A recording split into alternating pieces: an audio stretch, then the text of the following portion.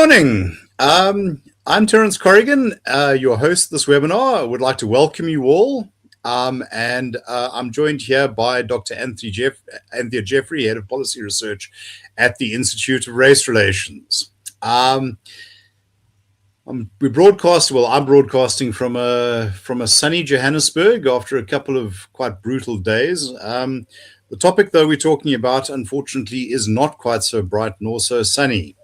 I'm sure that all of us picked up the latest labor force information last week, which showed that a full third of South Africa's workforce is out of work.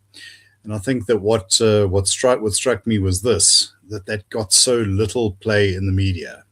This is just something that we have essentially come to accept as normal, but normal it should not be.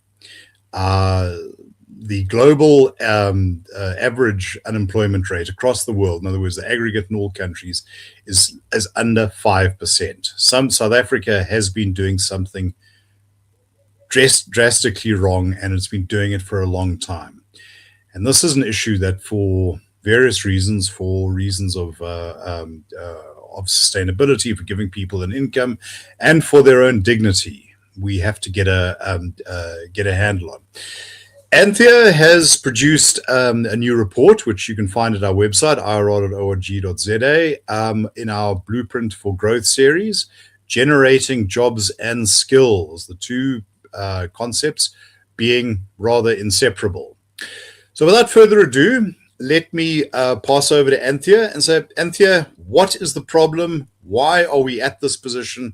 And what can we do about it? Over to you. Thank you, Terence, and many thanks to all those of you who are joining this webinar.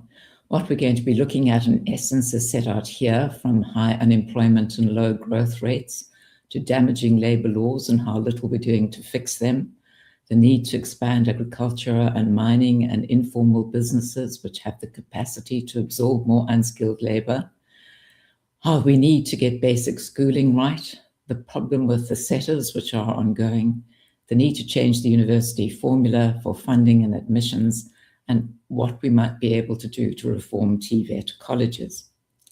So if we start, as Terence said, with a high joblessness rate, on the latest figures, it's 33.6% in general, which is really extraordinarily high. But it's trumped by youth unemployment. That should be between the ages of 16 to 24, where the rate is 62.8% on the official definition. And if you look at what we used to call the expanded definition, which the government now defines in rather different ways, the rates are even worse. And among the youth, they stand at about 73%. And yet back in 2012, when the ANC published its National Development Plan, it indicated that we could get to 6% joblessness by 2030. Now, sadly, where we are on now, our current rate is 450% higher than the NDP promise. In order to try and bring our unemployment rate down to single digits, we need 900,000 net new jobs a year, which would absorb both new entrants to the labor market and those who are already in the market wanting jobs but unable to get them. But we've been generating, on average, only about 240,000 net new jobs a year. And most of that job creation took place in the years when growth stood at 3% or more. So growth is crucial if we're going to have more job creation, and we need a very much higher rate of growth than we've attained in the past. We did get to 5% for a number of years, and around 2005, 2007. But ideally what we need is 7%, because at that rate, the size of the economy will double in every 10 years. By contrast, if we keep on with our current low growth rates, averaging about 1.2% over 20 years or so, it will take 54 years for the economy to double in size. So as the economy grows, so you have more need for people in jobs, and we must get the growth rate up. But we have various damaging labor laws which make it more difficult for people to find jobs. And there we need reforms far beyond the limited ones that have been mooted by the government. by a package of bills that were put forward earlier this year, but have not yet been put before Parliament. They were open for comment, not yet before the National Assembly. One of the laws I'd like to highlight is the National Minimum Wage Act of 2018, came into force in 2019, and now, because the rate has gone up year by year, the national minimum wage is roughly 5,000 a month for a full-time job. And unfortunately, because our skills are often so poor, many people are not worth that wage, sadly, that the government forces employers to pay. And that means that they are locked out of the jobs market and can't get jobs at all. So many of them would prefer to work for less, for 4,800, say, but that is not permitted. We have a similar situation with blanket coverage, which I should just briefly explain. We have a system of bargaining councils for different sectors. What happens in general on wage negotiations is big business and big unions get together and they agree on wages and working conditions which the big players can afford. And then by ministerial regulation, that agreement is extended to all the businesses within the sector, which includes often very small businesses which can't afford. And in the metals industry, the minimum entry wage has now gone to 16,000 Rand a month, including benefits. That's the minimum, and it's simply not affordable for many smaller firms and in some subsectors. So, for example, we have the basic iron and steel subsector currently operating at 48% of its capacity. In other words, it's really struggling. It was last at this low level back in 2008 during the global financial crisis. This is not a situation in which companies in that subsector can afford to pay unnaturally high wages. We also need reforms to dismissal rules because part of the reason that people are reluctant to hire is that it's become so very difficult to dismiss in cases of need. For example, where an employee proves unsuitable. And some reforms have been introduced, some have been proposed. The one that's been introduced has made the disciplinary hearing that must be held prior to a dismissal much simpler. And in the past, employers felt that they had to embark on a kind of mini court proceeding to show that they had adequately met the requirement for a fair process leading to dismissal. Now, under a code that took effect last year, what they need to do is to provide an employee with a reasonable and adequate opportunity to know about the reason for the dismissal and to respond to it. But we also, I'm so sorry, I should have turned this off. We also have a proposal, part of that package of labour laws, under which we'd have sort of tweaks to the rules. So for example, there would be limits to the compensation that can be ordered to a dismissed high-earning employee, somebody earning 1.8 million or more. The normal rule would be if the employer can't jump through all the hoops, show that he has been fully fair, then an employee may be entitled to 12 months of compensation. But for very high-earning employees, it would be limited to 1.8 million. But that really is just fiddling at the edges. There are not many employees who are in that situation. Retrenchment payments at the same time, according to this package of proposals, are to be doubled. So at the moment, the rule is you have to pay 1 week's pay for every completed year of work. That would double to 2 weeks' pay for every completed year. And of course, it will help those who are retrenched, but it could also add to the burden on struggling firms. So in terms of the reforms required, I would advocate to begin with that we should repeal the National Minimum Wage Act, that it's simply unrealistic to have such an act, particularly with the national minimum wage set so high, in a situation with such high unemployment and such bad skills. At the very least, all employers should be allowed to take a leaf out of the government's book and pay at the expanded the expanded public works program rate, which is roughly half the normal rate. Or we should apply real exemptions. For example, in our special economic zones, should be exempted from having to apply the National Minimum Wage Act. We should end blanket coverage too. It's also having the effect of pushing up minimum wages to the point where people are locked out of the labour market. We should return to common law rules on dismissal, which applied obviously for many years. and end the reverse onus of proof on employers. At the moment, an employer who wants to dismiss has to be able to show that he has followed a fair procedure and also that his reason for dismissal is fair. And the onus on him is to prove these things on a balance of probabilities. If he fails to discharge that onus, then the employee is entitled either to reinstatement or to damages. And because the onus rests on the employer, this encourages those who have been dismissed or have other complaints to go to the CCMA, the Commission for Conciliation, Mediation and Arbitration, which deals with a huge number of dismissal complaints every year. And we believe if we were to go back to the common law rule, then the employee alleging unfairness would have to prove this, which is the general rule of common law. If you allege, you must prove. And it would make employers less wary of taking on new employees. We also believe that we should allow dismissals to take place in keeping with the agreed notice periods in employment contracts. And so if the employment contract says that either side, the contract can be terminated on 1 month's notice, we should give effect to that. And it would help to open up the labour law regimen and make it easier to create employment, because employers would know that they can fire relatively easily and they would then hire much more easily. Of course, the overall solution lies in having a rapidly growing economy and people equipped with sound skills. In this situation, people will easily find replacement jobs. It doesn't really help to have coercive rules that take away individual choice and often make it very difficult for people to find jobs at all. It would also be good to expand agriculture and mining with their capacity to take on more poorly skilled employees, but both are held back by high input costs, electricity, for example, diesel, for example, and also major transnet failures. And we're all aware of how the rail system has been breaking down, and that our ports, even though they've made improvements in the last year, are still the worst in the world. Both are held back by bad policy too.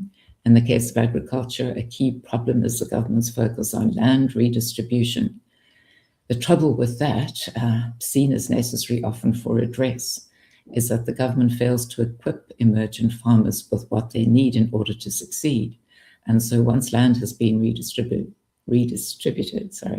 very often it falls out of production or it starts to produce only at subsistence levels. And so we have what Tozi Gwanya described, assets dying in the hands of the poor, and this is no help to anyone.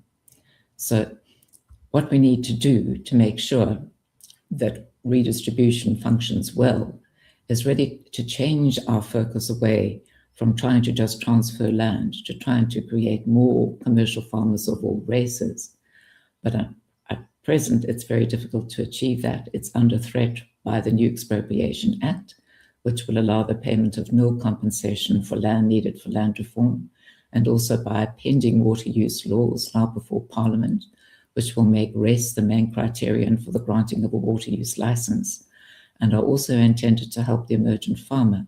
But they won't succeed in helping the emergent farmer unless he or she also has ownership, the capacity to raise working capital, all the necessary skills and experience, affordable labor, access to markets, and so on. Mining is currently hobbled by the MPRDA and also by BEE in mining. And I'm not going to elaborate on that very much, but perhaps just in terms of BEE, it's worth looking at who benefited from the BEE deals that were done in mining from 2004 to 2014. And recent research has come to light which shows that major sums, 2 billion to 3.7 billion each, went to at least 46 BEE entrepreneurs who obtained 310,000 times more than went to members of mine communities, numbering about 6.9 million, and about 25,000 times more than went to about 200,000 mine employees.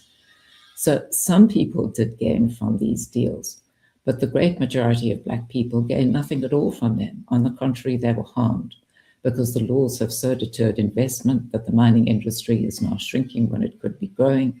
Jobs have been lost rather than created. Then we need to look at the informal sector, because, as Gigi Alcock says, we're a nation of entrepreneurs. We don't so much have to just start creating them, we have them, but we need to help them to succeed. A Standard Bank report in October last year looked at informal businesses with annual turnover ranging from 100,000 Rand to 50 million, mostly in Gauteng, the Western Cape, KwaZulu-Natal, and so on. And it found that most of these businesses were clustered in retail, in transport, and hospitality, but that many had also carved out niche areas for themselves in other sectors. In other words, they were providing goods and services which the bigger players either weren't aware of or didn't think were worth pursuing. 80% of these businesses are unregistered, 60% of them are growing, says the Standard Bank, 35% are stagnant, and 5% are shrinking. And the key problem identified in the report is this. Because unemployment is so low, so many people are trying to find a living through the informal sector, and because there are low barriers to entry, we end up with saturated markets, so many people trying to operate in them that it's very difficult for all of them to make a decent living. In addition, many of these entrepreneurs have limited financial and other skills. They suffer from high input costs, electricity, for example, and the high cost of labor, various other things. And of course, there are poor logistics, perhaps particularly in this context, one thinks about the breakdown of commuter train transport and infrastructure, the fact that water is failing in many of our cities, constantly being cut off, and much of it being lost to wastage. At the same time, some of the most simple items which could be provided, lockable storage, ablution facilities, accessible Wi-Fi, are not available. And this is another barrier to success. Fundamentally, we need to improve skills, and for that we need to get basic schooling right. And it's not as if we don't spend a lot on it. 358 billion budgeted in this financial year, which is more than most other emerging markets spend, most middle-income countries, in fact. It's a big sum, but we get very poor outcomes, partly because 80% of our schools are dysfunctional.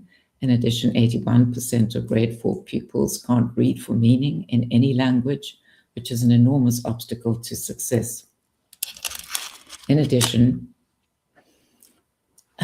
we find that people find it difficult to cope with basic arithmetical skills and so on.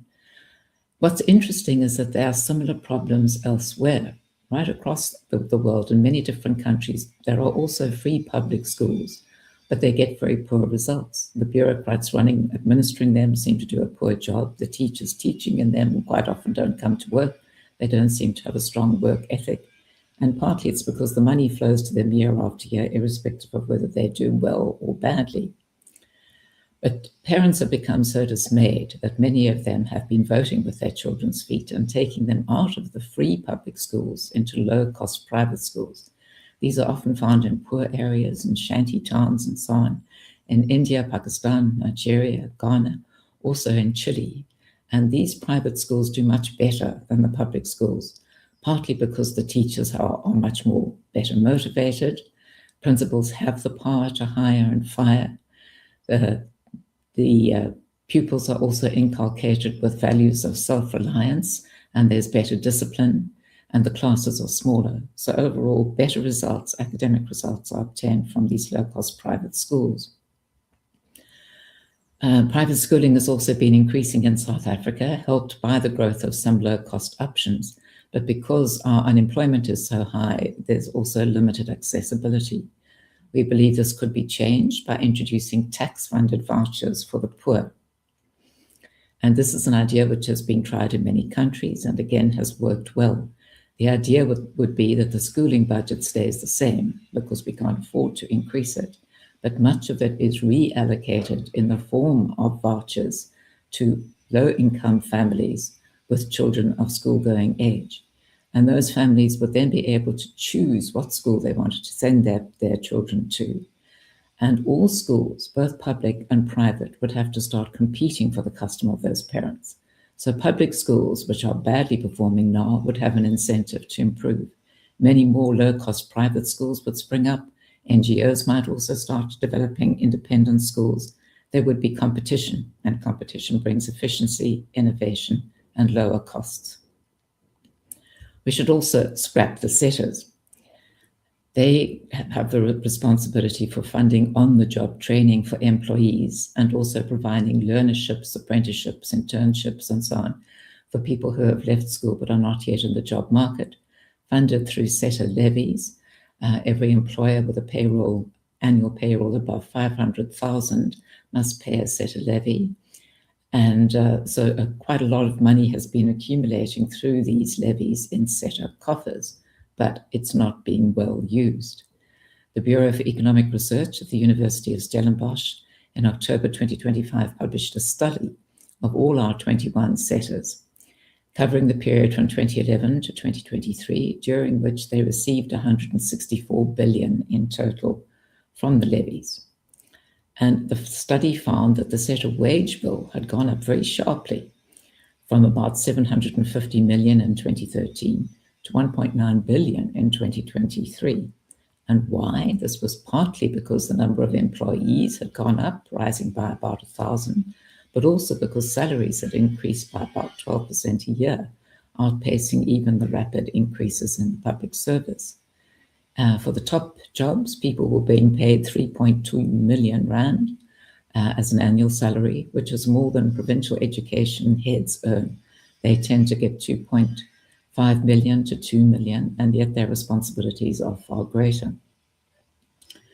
The certification costs at SETAs, in other words, how much does it cost for a person to obtain some qualification via a SETA, these costs were even higher than the certification costs in universities, which of course have research obligations to fulfill, and the throughput at the SETAs was very low. So overall, one comes to the conclusion that the SETAs are not doing a good job, and this is compounded by what companies say, that they're paying twice for skills training. First of all, they have to pay the levy, and then they have to pay for the training that actually makes sense and works for their own employees. So we believe that we should scrap the SETAs. They currently get some 30 billion in the current financial year, and we believe that this should be redirected to reformed and effective TVETs. We also need to change the university funding formula and the admissions rules. The government's policy for quite a while has essentially been one of massification. Its aim was to increase the number of university students by 1.6 million by 2030.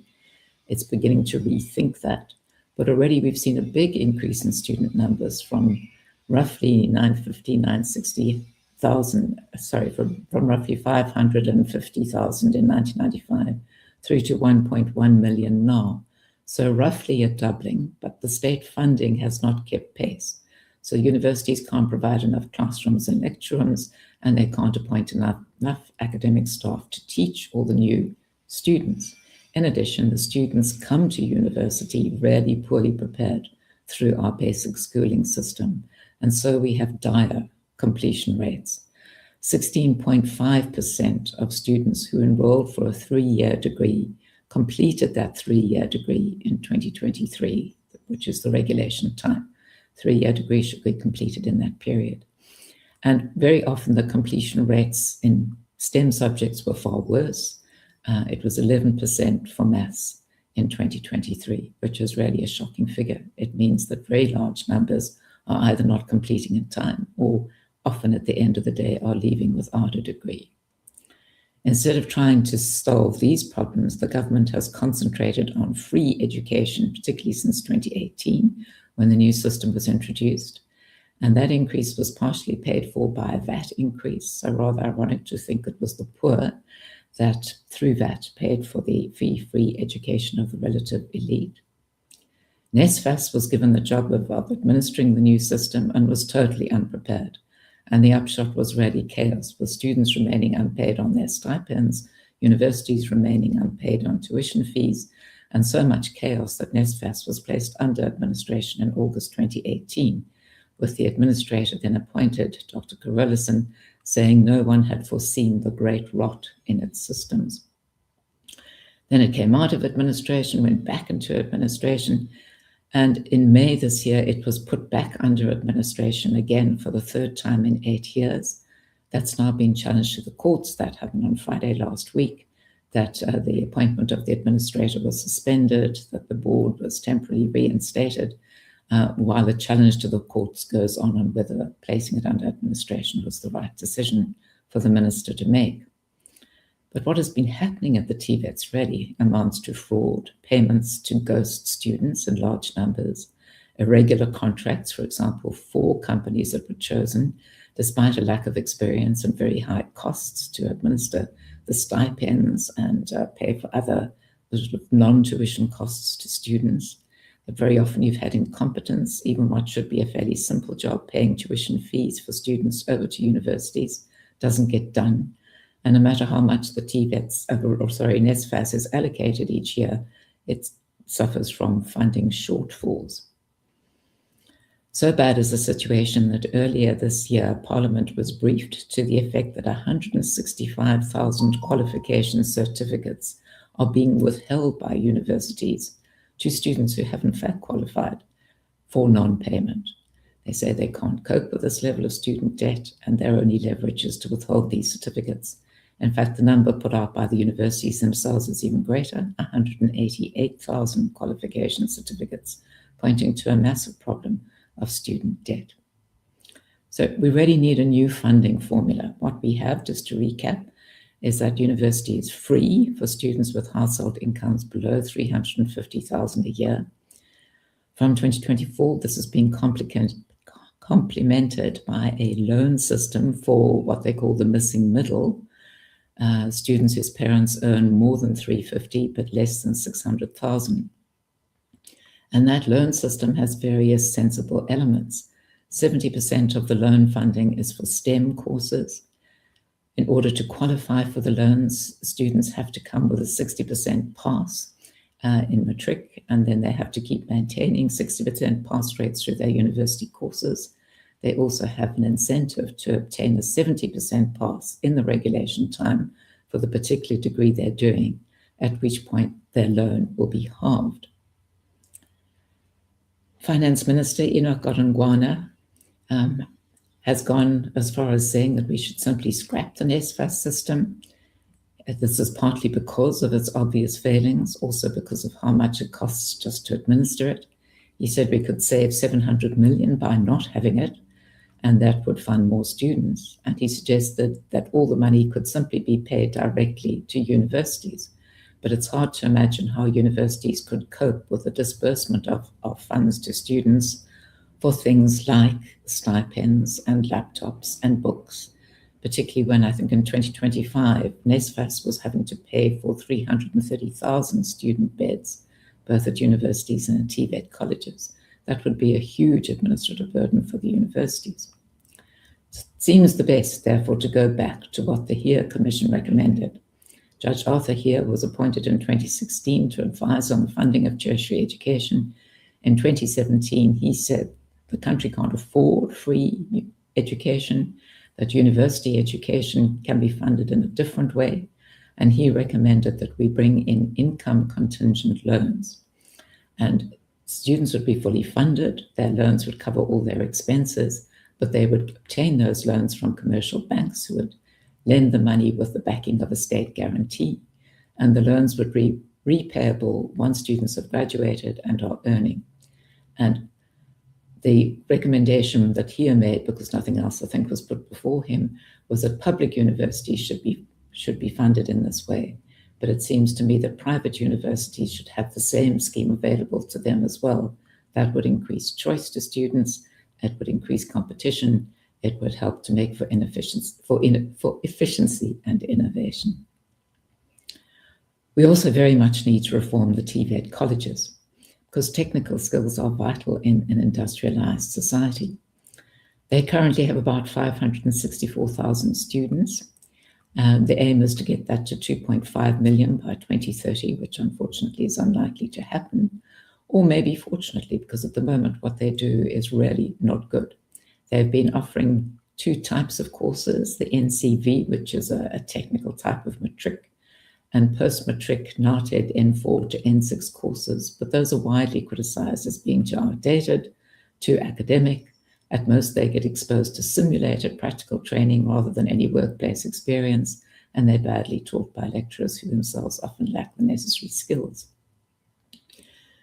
The existing courses are being replaced by new QCTO courses, which have been developed by the Quality Council for Trades and Occupations. And the idea is that these must include workplace-based learning, or WBL learning, which will count 50%. So nobody will be able to obtain a qualification without that workplace learning having been fulfilled. And the idea is also that we'll switch over to the most modern courses. Things like mechatronics will be taught, which combine various trades which used to be taught separately, such as fitting and turning and millwright skills. Other courses will be geared to modern needs, so there'll be a focus, for example, on renewable energy. And few employers, however, are willing to provide the necessary work-based experience for the very limited sums that they're being offered.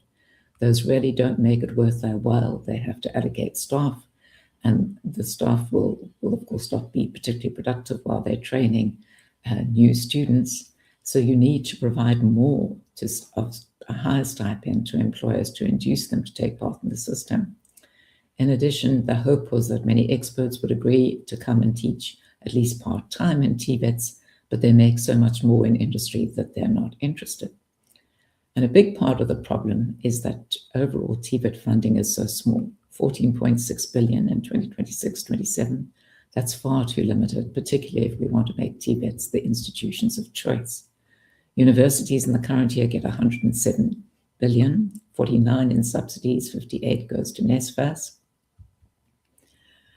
Good TVET training would help many more young South Africans because there is a major demand for technical skills, and will be even more so as our economy expands. And so I believe it would be worthwhile to reallocate the NSFAS 58 billion to TVETs. That will no longer be needed once we have income contingent loans for students. He recommended that TVET training should be entirely free so as to encourage uptake. He pointed out that only 2% of South Africa's youth are involved in technical training, and it should be 6% for our level of industrialization. He also says, of course, that we have to get basic schooling right, and we must attract good lecturers, or otherwise the TVET colleges will not improve. My recommendation is that we introduce tax-funded TVET vouchers too, for both public and private colleges, because again, these would provide choice and increase competition and efficiency.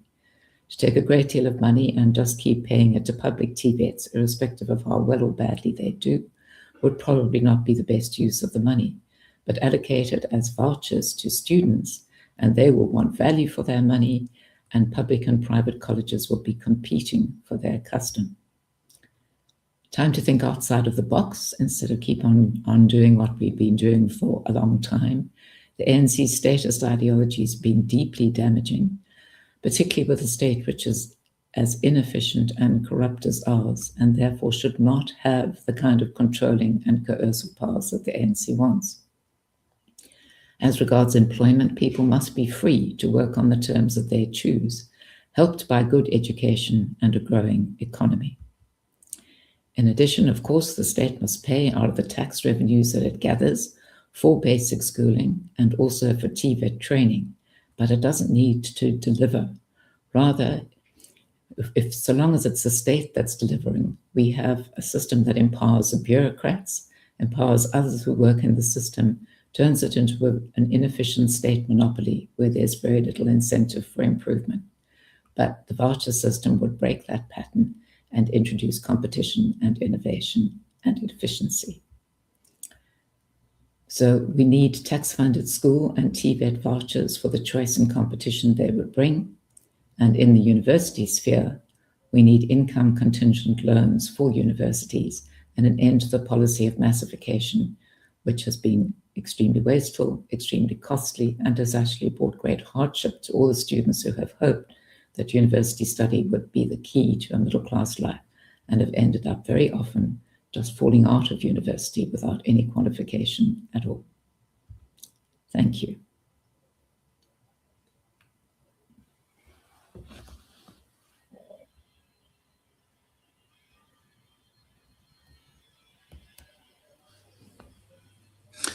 Thank you, Anthea. Fascinating as always, and I think a very sobering assessment of what confronts us. I'd like to invite our audience to please put in some questions, put them into the chat, and I will then mediate them over to Anthea. A question that's close to my heart, because this is work that I, somewhat oddly, I suppose, have been engaged in myself, is early childhood development. It seems to me that we are bringing large numbers of children into grade one, and even at that point, they are not prepared for the demands of what of what lies ahead. And I've been quite encouraged to see that there is at least some recognition of this on the part of government. What is your view on the role that plays in the long-term educational and skills development journey? I'm sure it is a very important foundation, and if it can be laid at an early stage, then must help the pupils to get ahead later in life. But of course, much depends, as always, with the quality of what's being provided. It has been even more of a Cinderella than the TVET colleges with not much funding. I think that the government has tried through the Basic Education Laws Amendment Act, the Bella Act, has recently amended to make it compulsory for schools to provide early childhood development, a sort of grade naught. But I've seen concerns being expressed that there's not funding available for this, that if the schools are to do it, then their budgets need to increase. Giving them an unfunded mandate doesn't really help. Sure.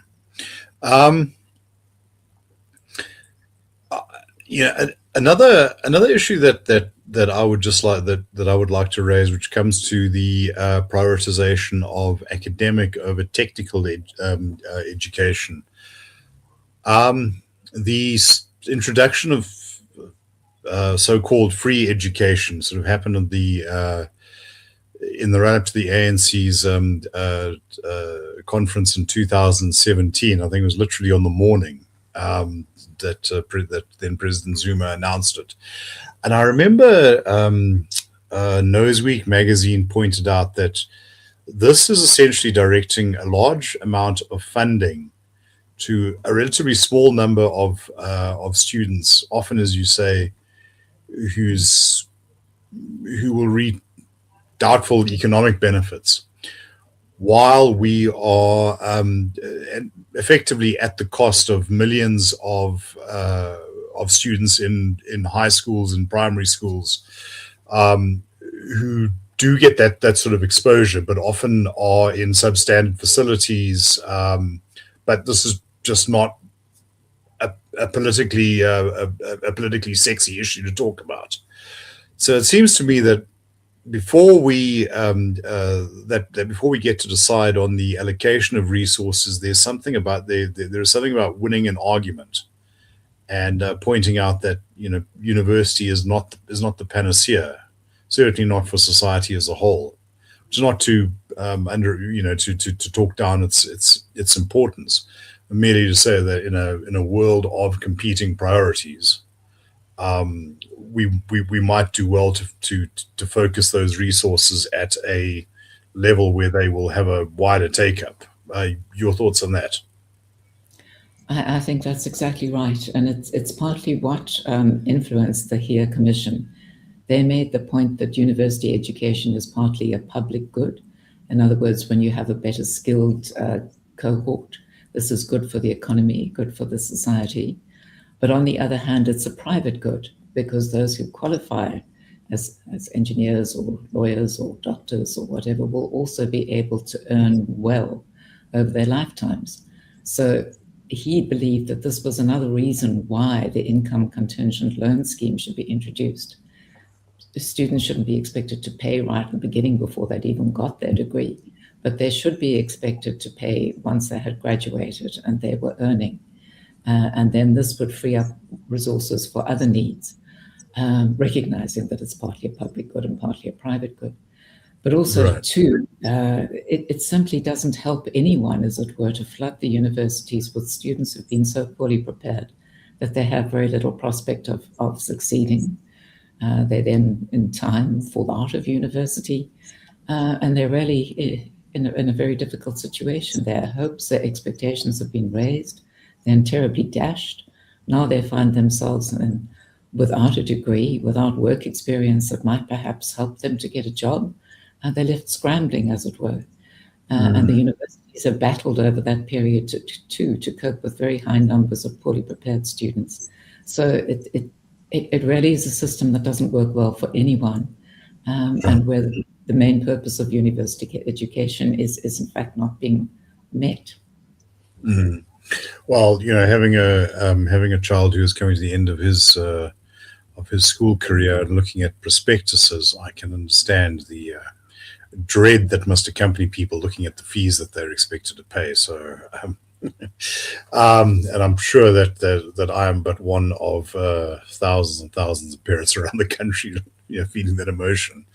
But yes, one has to be very cautious about the manner in which those very limited resources are deployed.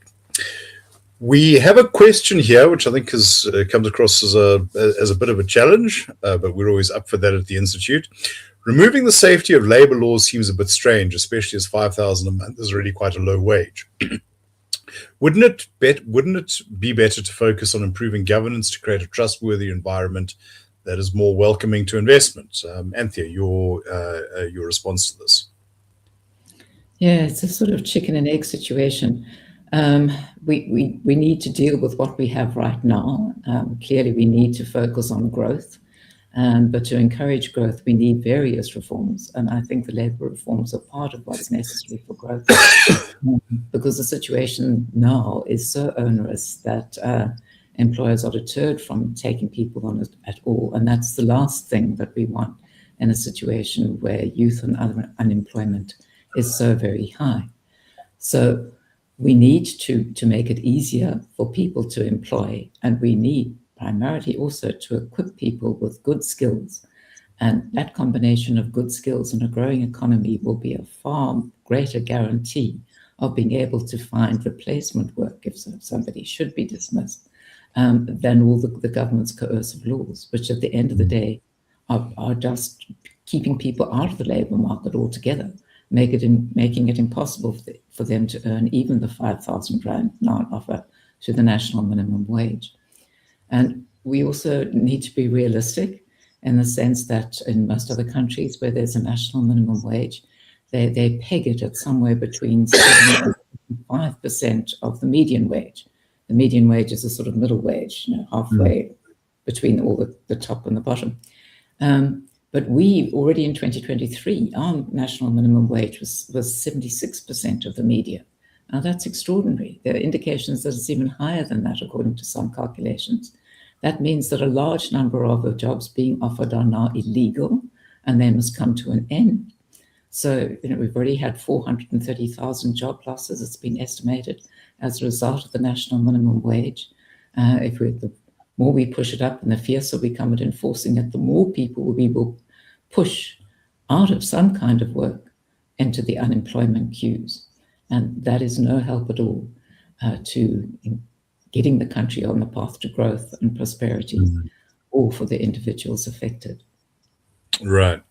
Well, I think that it's helpful to note in that respect that controversies around minimum wages are universal. Even some of the European social democracies, which have a long history of this sort of interventionism, have been talking about this back and forth, and not all of them, I understand, including some of the Nordic countries, actually have one. The difference is what you generally have is very active trade unions and very and highly skilled populations. One doesn't invest in Sweden for cheap labor. One does it for productivity. And I think that ideally South Africa needs to push the productivity angle. But as you say, until such time as you can make that sort of compelling argument, labor costs are going to exercise a sort of outsized influence on how people see South Africa's competitiveness. We have another two questions as I sit here. From Karen Nordia, how come the unions, I think, have such heavy vehicle wage negotiations, or other trade union for that matter, have the power to bring South Africa to their knees in order to get their way, meaning they did not have a good argument from the start, and that crippling the economy is the only argument? Should that not become unlawful? The manner should remain between employer and employee and not add to the rest of South Africa in their dispute. I think what we're getting at there is the state of industrial relations. This has featured in a number of international comparisons of South Africa's competitiveness, that we have a ruinously confrontational system of industrial relations, and a trade union movement that enjoys the ear and the sympathy of many in government, giving it a sort of outsized influence. Your thoughts on that? Yeah, I think that's absolutely right, Terence. It's been flagged in studies of our competitiveness as a major issue. Obviously, I think that as the time has gone by, it's the public sector unions which probably have the most clout.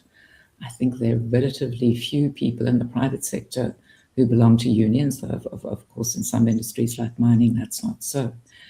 And the trade unions do have the capacity, because, as you say, they have the ear of the ANC, they have sympathy from people in high places, and you also have laws which make it very easy to strike, not only over your own particular grievances that you might have in the workplace, but also demand sympathy strikes. And these can have, again, a very paralyzing effect. If one thinks back to the mining strikes, and I think there was one that lasted for 5 months.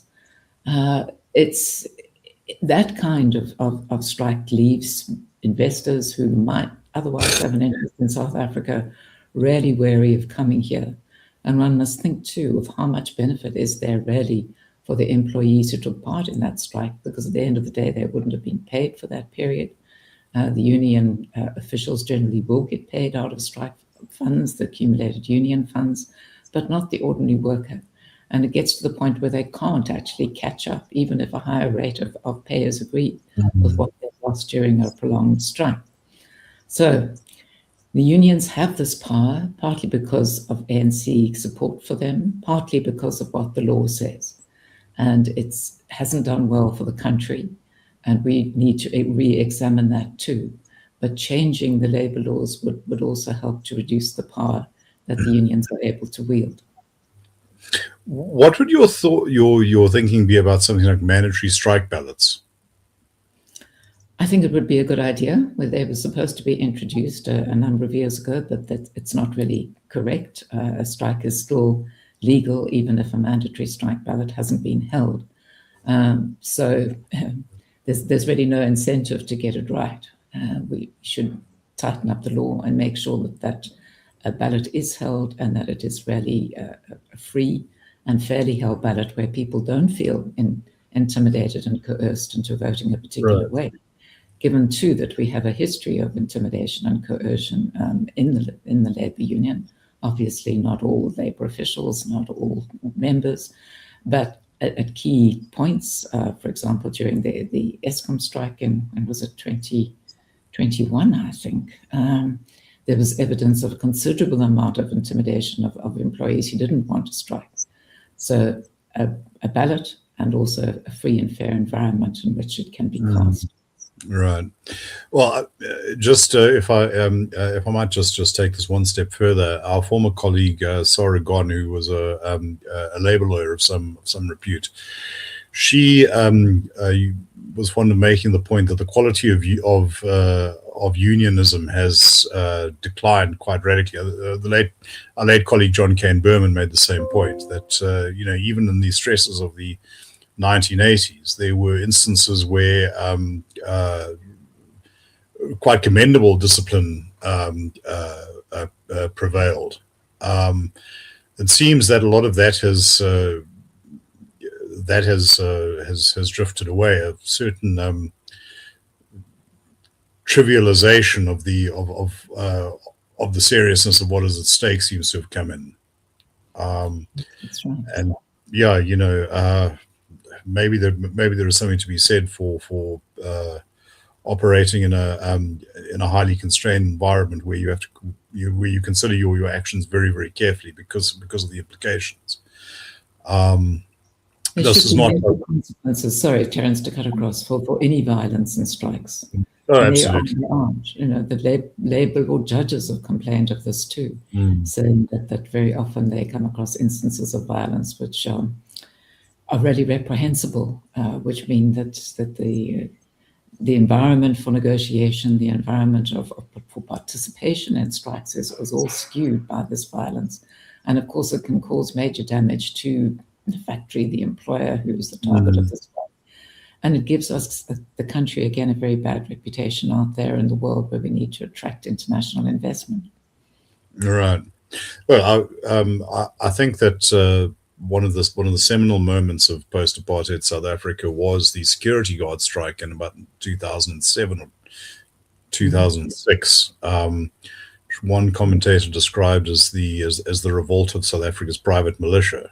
And I think there were between 60 and 70 murders. I've never been able to establish an accurate figure, but from everything I know, not a single prosecution followed that. And I remember there were a lot of very incendiary rhetoric going on at the time. That's right. Directed against people who still wanted to work. And if you was having still gone to work, then your life could be forfeit. Precisely. And I think that this is not only, to my mind, an issue of dealing with actual criminality, but also tolerating the sort of leadership that might have egged it on, or used the kind of rhetoric that was going to create that situation. But of course, there was no sanction for any of that. It was just a case of, well, I didn't tell anyone to go and kill, so it's not my problem. Our friend Andrew Kenny, Milton Friedman suggested that all students should get a free loan for any course they wanted and then be required to pay a percentage of their income after graduation for a set number of years. The percentage or number of years would be adjusted to make the scheme viable. If you earn a fortune as an actuary, you'd have to pay back a lot. If you earn a little as a social worker, you'd only pay a little back. If unemployed, nothing. I'd rather like this sort of out-of-the-box thinking.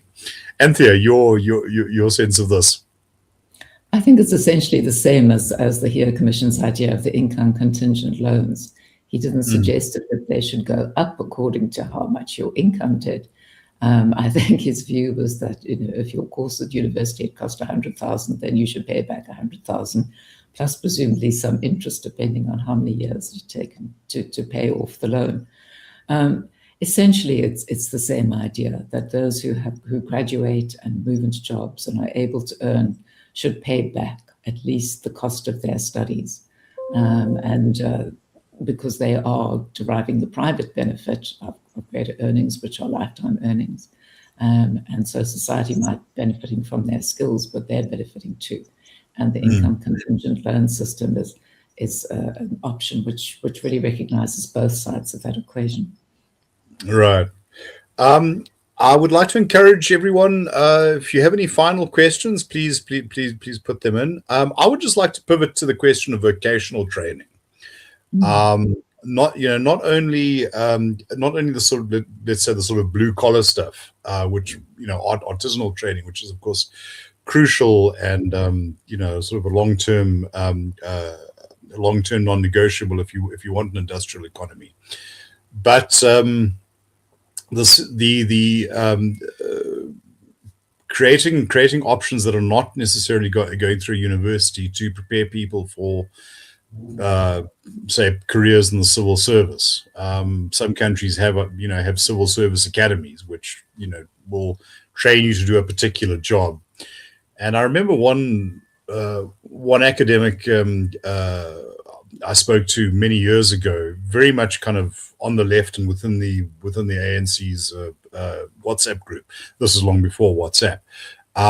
Said to me that he thought this was a great idea because he fears what is happening is that a lot of people are entering university, doing a course in sociology and religious studies, coming out with no option but a unglamorous position in the civil service, and then they feel that somehow life has done them down, and they feel justified in screwing the service. And he said, take a leaf out of the example he used was Tanzania, where if you wanted to join the civil service, you wrote your exam, you got into the academy, you did however long it was, and then you were sent to go and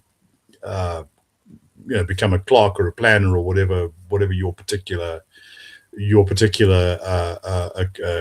career path was at. Now, I wouldn't say Tanzania is necessarily a wonderful example for us to follow, but I do think that there are examples in many places, or ideas from many places.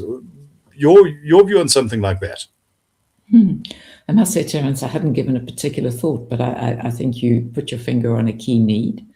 And I think there certainly could be scope within this sort of system that we're envisaging, where in addition to a technical college, you also have a public administration college. But then, of course, it must really do the job. You don't want it to become a political indoctrination tool. Its aim must be at imparting skills.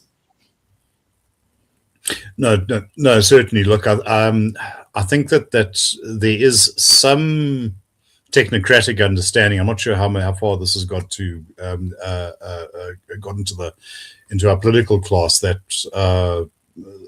we have politicized institutions to the point that they just are no longer fit for purpose. I did find this very interesting in the report on the professionalization of the public service. I just love the title. We're professionalizing it now, sort of admitting that over the past 30 years we've been doing something else. Where they actually used the term cadre deployment. And I thought that would have been a huge no-no. A couple of years ago, you would have found a nice linguistic workaround. But I think that we are kind of in a position where you simply can't.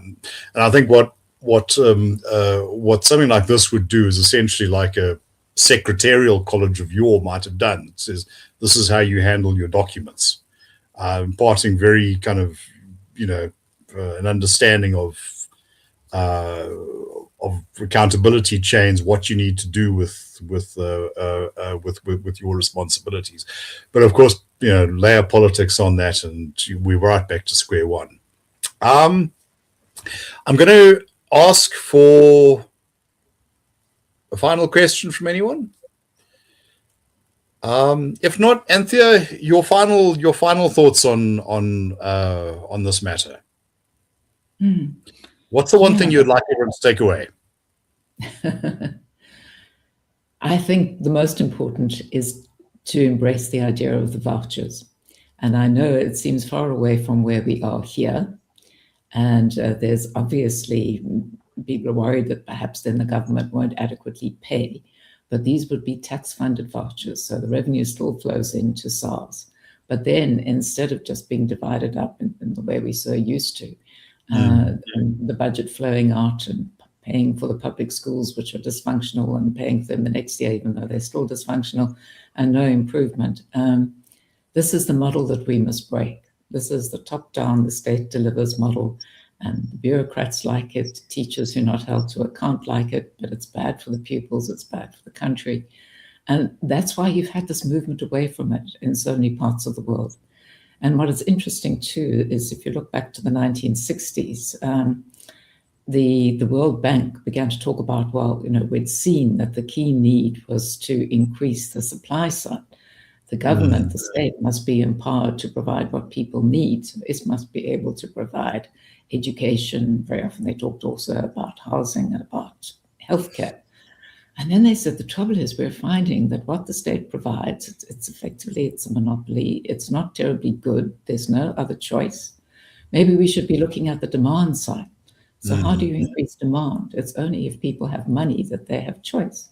So they said, let's start looking at tax-funded vouchers. If we give tax-funded vouchers to poor people, then they can choose what school, what clinic, whatever they want to go to. Right. And then, we're used to the idea that the private sector has no guarantees from government and must compete and innovate and keep its prices down in order to retain its customers. To see that principle expanding into an area like education, where you're not going to get rid of all the public schools at all, but they now have to compete like the private school has to compete. They have to bring in enough pupils to be able to pay their teachers and their administrators and so on. So they've really got to offer an effective package of goods and services to the pupils in their care. I think if we could make the break, think outside of the box, that the state must pay, but the state doesn't have to deliver. And if we can find ways to increase demand and thereby also increase the choice of who delivers, that would be enormously important. Okay. And I think that if I can conclude, I believe it was Milton Friedman who said that the measure of policy is not the nobility of its intentions, but the quality of its outcomes.